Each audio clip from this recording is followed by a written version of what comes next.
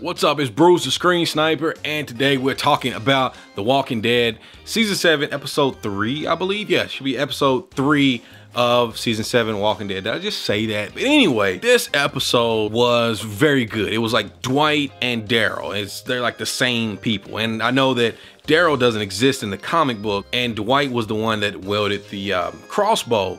So Daryl kind of took Dwight's spot up until this point, and now seeing them on screen at the same time, it's like they're like a yin and yang. But this episode revealed they're like yin and yin kind of in a way, but I guess Dwight has more yang and Daryl's still stuck in his yin, who knows. But anyway, so last season I kind of was shaky in the first 3. I love the first one of season 6, and then it started getting kind of crazy on me, but I love these first 3 episodes. They're really telling this story very, very well. And by the way, there was some hint of possibly Sherry's a sex slave. Anyway, we'll get to that. But I want to get to 3 good talking points of this episode.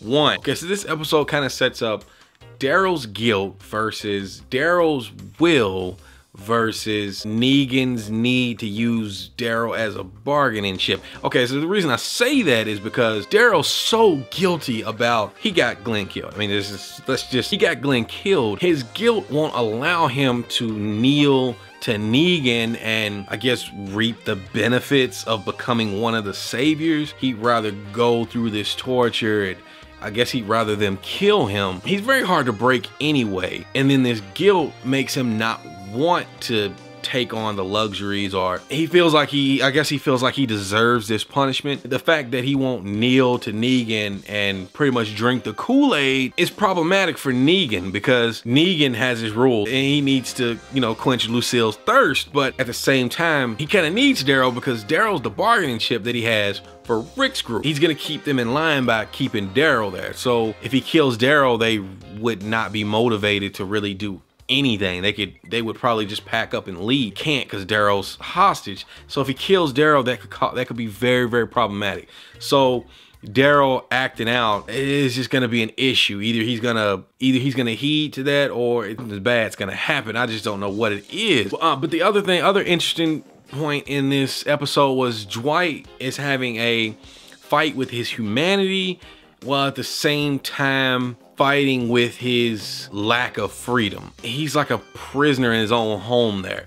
Since Negan took his wife to be his, I guess, sex slave or whatever. I mean, he's trying to get the woman pregnant, and apparently she really is not happy there. Neither one of them are happy that they went back to Negan, because it seems like they're living worse than they were before. But it seems like Dwight is like trying to get extra credit. I guess it's to keep himself busy or keep his mind going. He cannot like the stuff he's doing, and you can see that he's having trouble even watching the things that he's doing. I would only imagine being in a situation like that would be almost like an out-of-body experience. Like you would be doing things that you don't want to do, but you feel like you have to, or at the same time it's just like to fit in. I mean, do you do it so that it can consume you, so that you can kind of get rid of all the bad feelings about it? I mean, it's just an impossible situation. But you know, if he does anything drastic, Sherry can get killed, and you can tell he still loves his wife. So I figure he doesn't want to do anything too crazy to get her killed and make her suffer. Which leads me to my 3rd point. I believe a lot of this upcoming story, when it comes to Negan and the saviors and Daryl and Dwight and whatnot, I believe a lot of this hinges on Sherry. And this is why I say that. Sherry could be the catalyst for a lot of drama. She could be the catalyst if they wrote in Stockholm syndrome. She's been a prisoner there. She's having to lay down with Negan. She's trapped in those walls all the time. She could eventually develop an affection for Negan, even though she's in the most horrific situation. That's the Stockholm syndrome. Look, and if that happens and Dwight is fighting his own mental battles and whatnot, she could betray him.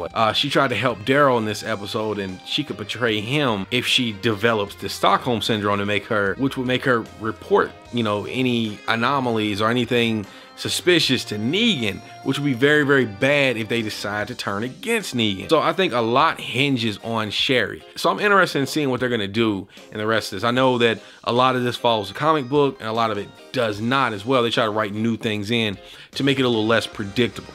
So I'm very excited to see what they're gonna do. But like I said, I think a lot of it will hinge on Sherry. I might be absolutely wrong, might not know what the hell I'm talking about, but peering into the window we have into this universe, it seems that a lot hinges on Sherry. But if you like any or all of this video, make sure you smash the thumbs up button, subscribe to the channel, share the video, make sure you tune into the next video so you know what I have in my sights.